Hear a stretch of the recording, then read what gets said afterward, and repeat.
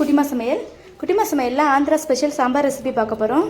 ரொம்ப நல்லாயிருக்கும், ரொம்ப ஈஸியாக பண்ணலாம். ட்ரை பண்ணி பாருங்கள்.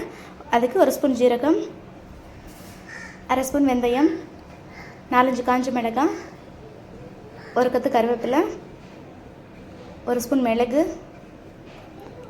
1 ஸ்பூன் பெருங்காயத்தூள், 1 ஸ்பூன் கடலைப்பருப்பு, ஒரு சின்ன துண்டு இஞ்சி, 4-5 பல் பூண்டு, 1 ஸ்பூன் கடுகு.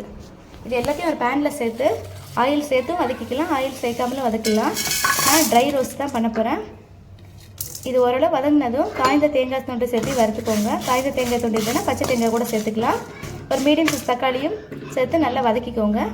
இதை வதக்கி ஆற வச்சு ஒரு மிக்ஸி ஜாரில் போட்டு அரைச்சி எடுத்துக்கோங்க. இப்போ ஒரு பேனில் ஆயில் சேர்த்துக்கோங்க.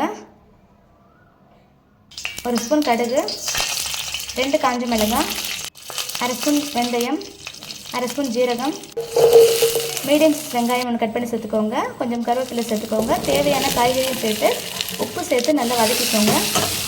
இது ஓரளவு வதங்கினதும் தேவையான அளவு புளி தண்ணி சேர்த்துக்கோங்க. கொஞ்சம் தண்ணியும் சேர்த்துக்கோங்க. இப்போது 1/2 டீஸ்பூன் மஞ்சள் சேர்த்துக்கோங்க.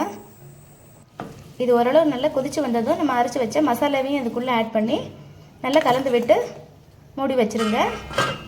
ஒரு 10 நிமிஷம் நல்லா வேகட்டும். இப்போ காய்கறி ஓரளவு நல்லா வெந்து வந்துருச்சு.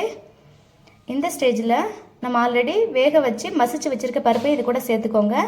சேர்த்து நல்லா கலந்து விட்டுக்கோங்க.